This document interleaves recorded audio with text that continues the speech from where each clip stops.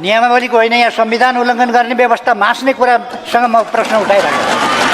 मान्य सदस्यहरू आसन ग्रहण गर्नुहोस् र प्रधानमन्त्रीलाई समय बोल्न दिएको छ। सबैले यस देशमा सबैले संविधान मान्नुपर्छ, व्यवस्था मान्नुपर्छ। हल्ला गरेको घरमा राजनीति र संसद सबैलाई अवरोध गर्ने काम गर्न मिल्दैन।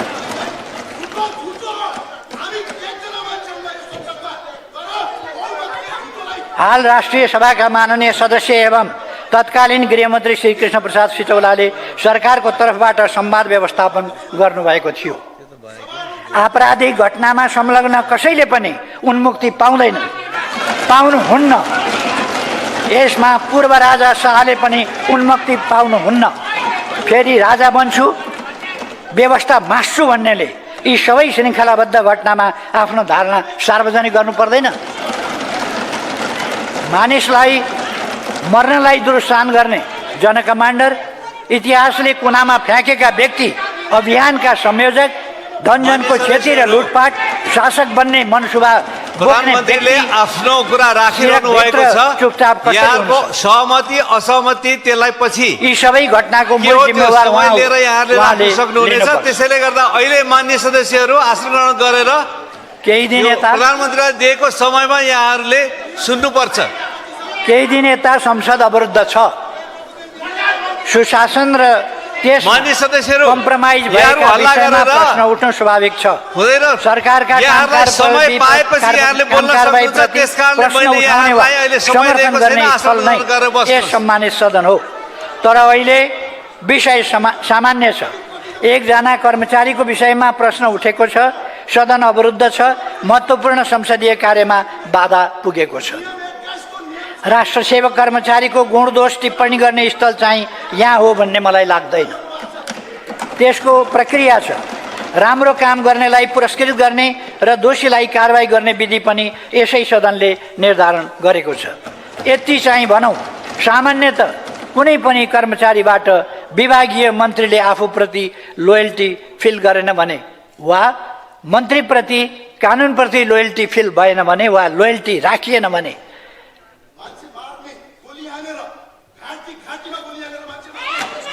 मान्य सदस्य यहाँलाई समय दिएको छैन। त्यस कारणले यहाँ नबोल्नु होला। मान्य सदस्यहरू आसन गर्नुहोस्। यहाँबाट अनुमति लिएर मात्रै बोल्नको लागि म मान्य सदस्यहरूलाई विशेष निर्देशन गर्दछु। अनुमति नपाइकन तल मान्यहरू कोही पनि नबोल्नुहोस्। अनुमति पाएको प्रधानमन्त्रीले अनुमति पाएको छ, उहाँको भनाइ सुन्नुहोस्। परीक्षण पनि होला, हुने ठाउँमै होला। त्यो पनि त्यस्तो अवस्थामा सरुवा गर्ने, जगेडामा राख्ने, स्पष्टीकरण माग्ने, नसिहत चेतावनी दिने वा पदमुक्त गर्ने सम्मका काम गरिन्छ। यो अहिलेको सरकारले मात्रै होइन, जहिलेको सरकारले पनि गर्छ। अहिले पनि भएको छ, जहिले पनि भएको छ। चित्त नबुझ्ने पक्षले कानुनी उपचारको हक राख्छ। त्यो पनि हुने गरेको छ, भइरहेको छ। अहिले यस विषय सम्मानित अदालतमा विचाराधीन छ। यसमा थप चर्चा परिचर्चा गर्न विधिसम्मत हुन्न भन्ने यस सम्मानित सदनलाई जानकारी नै छ। त्यसैले यस विषयमा मलाई लाग्छ थप बहस नगरौँ। अहिलेको परिस्थितिमा ससाना विषयहरूमा ठुलो बहस विवाद चलाउने परिस्थिति पनि होइन, अवस्था पनि छैन। अहिले संविधानको रक्षा, जनताले लडेर ल्याएका अधिकारहरूको रक्षा, लोकतन्त्रको रक्षा, सङ्घीय लोकतान्त्रिक गणतन्त्रको रक्षा र त्यसको सफल कार्यान्वयनको समय हो। त्यसका लागि सिङ्गो सदन एक हुनुपर्ने आवश्यकता छ।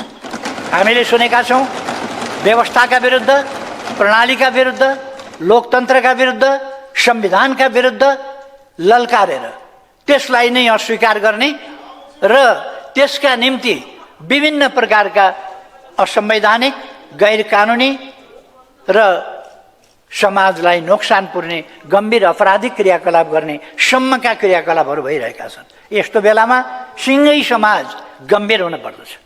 यस्तो बेलामा सिङ्गै समाज गम्भीर भएर यस्ता कुराहरूलाई रोक्न पर्दछ। हाम्रो ध्यान त्यतापट्टि जानुपर्छ भन्ने मलाई लागेको छ। कहीँ कतै सरकारको तर्फबाट कुनै काममा या कुनै नीतिमा, कुनै व्यवहारमा कहीँ कमी कमजोरी भएको छ भने सरकार आलोचना सुन्न तयार छ। तर ती आलोचनाहरू संविधान र व्यवस्थाका कानुनका दायराभित्र र सामाजिक मूल्य मान्यताका दायराभित्र हुनुपर्दछ। जथाभावी भ्रम फैलाउने, जथाभावी क्रियाकलाप गर्ने, जथाभावी बोल्ने जस्ता कुराहरू यो कहीँ पनि स्वीकार्य हुन सक्दैन। माननीय सदस्य ज्ञानेन्द्र बहादुर साई 2 मिनटभित्र आफ्नो के कुराहरू हो, केमा नियम आपत्ति केमा हो, होइन नियम आपत्ति केमा हो त्यो यहाँले राख्न पाउनुहुन्छ। महोदय, सम्माननीय सभामुख महोदय, सम्माननीय प्रधानमन्त्रीज्यूले बोल्दै गर्दा संसदको नियमावली 2079 को नियम 21 को यहाँ होच्याउने असंसदीय भाषा प्रयोग गर्नुभयो। यो संसदको रेकर्डबाट हटाइयोस्। एयरपोर्टमा स्वागत गरिएको स्वागतलाई उहाँले कथित भनेर भन्नुभयो। यहाँ अहिले नियमावली अहिले पनि पढेर हेर्नु पर्न पाइन्छ। संसदको नियमावलीको नियम 26 अर्को नियम 21 को उपनियम घमा कसैलाई अपमानित गर्ने शब्द, कसैलाई घोज्ने शब्द, कसैलाई तपाईको होच्याउने शब्द सम्माननीय सभामुखज्यू, सम्माननीय प्रधानमन्त्रीले रोस्टमबाट 25 गतेको स्वागतलाई कथित भनेर बोल्नु भएको हुँदा यो संसदको रेकर्डबाट हटाइयोस्। यो म माग गर्न चाहन्छु यहाँबाट तपाईहरुको साथका साथ। र अर्को बिना हटाई भिडियो सहित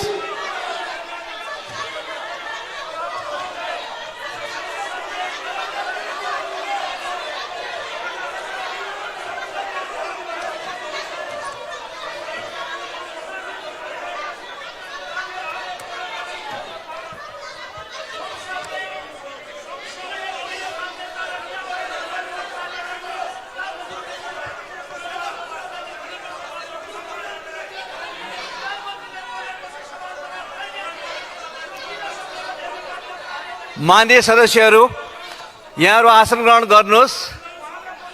माननीय सदस्यहरूले नियम आपत्ति गर्नुभएको हो। नियम आपत्तिलाई कसरी लिने भन्ने कुरा हाम्रो विषय हो।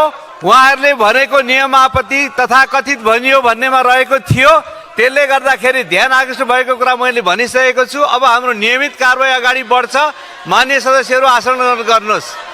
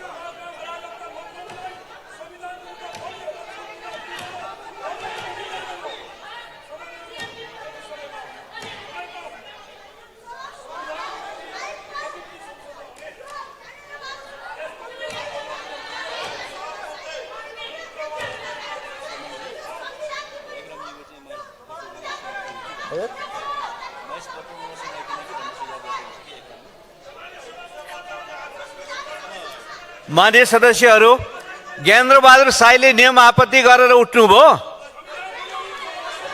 त्यो नियम आपत्ति उहाँको सुनियो। अब माननीय सदस्यहरू उहाँको नियम आपत्ति के थियो भन्ने कुरा यहाँहरूले पनि सुन्नु भएको छ। नियम आपत्ति सुनियो। अब माननीय सदस्यहरूले यताबाट वाद प्रतिवादमा जाने होइन। के नियम आपत्ति छ म माननीय सदस्य महेश बर्तौलालाई के नियम आपत्ति हो त्यो राख्न समय दिन्छु। संक्षिप्तमा के भन्नु खोज्नु भएको राख्नुहोस्। समयका लागि धेरै धन्यवाद छ सम्मान्यज्यू। सम्मान्य सभामुख महोदय, यो बैठक विगत 4 दिनदेखि अवरुद्ध छ। सम्मान्य प्रधानमन्त्रीज्यूले सम्मान्य सभामुख महोदयको हिजै यो विषयमा यो महत्त्वपूर्ण हाउसमा जानकारी यो विषय गराइसक्नु भएको छ। त्यस बमोजिम बिमस्टेकको विषय लगायतका सन्दर्भ र हाउसमा लगातार उठेका विषयवस्तुका आधारबाट सम्मान्य प्रधानमन्त्रीज्यूले संसदको रोस्टमबाट सिङ्गो हाउस मार्फत विद्यमान आजका कयौँ परिस्थितिका बारेमा पनि सिङ्गो देशलाई जानकारी गराउँदै हुनुहुन्थ्यो। यो हाउस सभामुखको अनुमति मार्फत यी कुरा हुँदै थियो। तर यो हाउसमा लगातार यो व्यवस्थाका विरुद्धमा, यो संविधानका विरुद्धमा र यो संसदले बनाएको नियमावलीको विरुद्धमा उभिएर विभिन्न प्रकारका गतिविधिहरू योभन्दा अगाडि पनि भइरहेका थिए। तर आजको बैठकमा सम्माननीय प्रधानमन्त्रीज्यूले बोल्दै गर्दा पनि बोल्ने कामलाई अवरोध तुल्याउने गरी प्रतिपक्षको साइडबाट केही सांसदहरूबाट अवरोध सिर्जना गर्ने काम भयो। त्यो अवरोध थियो, यो संविधानको विरुद्धमा गरिएको क्रियाकलाप थियो, संसदको नियमावलीको विरुद्धमा। संसदमा सभामुखको अनुमतिले बोल्दै गरेका कोही सदस्यलाई त्यस प्रकारले डिस्टर्ब गर्ने अधिकार यो नियमावलीले कहाँबाट दिएको छ? नियमावली विरुद्धको विषयलाई कसरी नियमापत्ति भयो भन्दै सभामुखको चेयरबाट यो विषय त्यहाँ समय दियो। यसमा आपत्ति रह्यो। यसमा हाम्रो सभामुखज्यूलाई हाम्रो निवेदन रह्यो कि यस प्रकारको विषयहरू यो संसदलाई संविधानका विरुद्धमा, संसदले पारित गरेको नियमावलीको विरुद्धमा जाने छुट छैन। समाजमा अराजकता मचाउने, जिउँदै मान्छे जलाउने, लुटपाट मचाउने, आगजनी गर्नेहरूलाई बल पुग्ने गरी यो गणतन्त्रको यो संसदले कोही कसैलाई पनि अनुमति दिँदैन। सभामुख महोदय, त्यस प्रकारका क्रियाकलापहरू राजावादी उमानेर हुङ्कार पिटेर गणतन्त्रवादीहरूलाई वा यो गणतन्त्रको संसदलाई चेतावनी दिने छुट कसैलाई छैन। सभामुख महोदय, त्यस प्रकारको पक्षपोषण काहीँ कतैबाट हुन्छ भने त्यसको खिलाफमा हामी उभिन्छौँ। त्यसकारण यो संसद नियमावली संविधान बमोजिम अगाडि बढियोस्, यसको लागि गम्भीरताका साथ ध्यान आकर्षण गराउँदै निज मान्य सदस्यले जुन ढङ्गले समयमा बोल्नुभयो यी विषयहरू आपत्तिजनक छन्, खेदजनक छन्, तिनलाई खारेज गरियोस् माग गर्न चाहन्छु। धन्यवाद। रेकर्डबाट यसलाई हटाइयोस् माग गर्छु।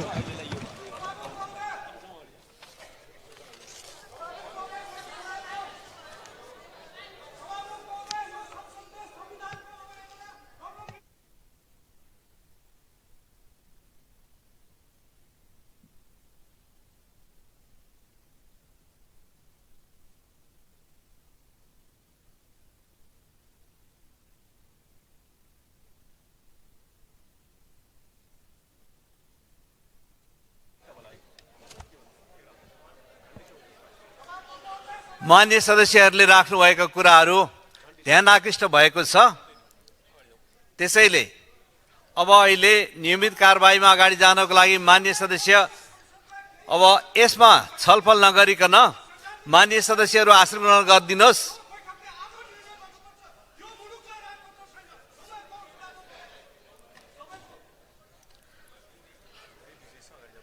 आज धेरै विषयहरू हामीले टुङ्ग्याउनु पर्ने अवस्था छ, त्यसले गर्दा मान्य सदस्य आसन गरौँ।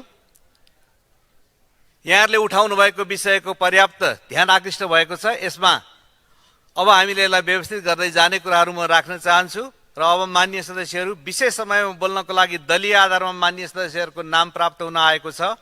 म उहाँहरूलाई बोल्न समय दिन्छु। सर्वप्रथम मान्य सदस्य विश्वप्रकाश शर्मा, समय 17 मिनेट।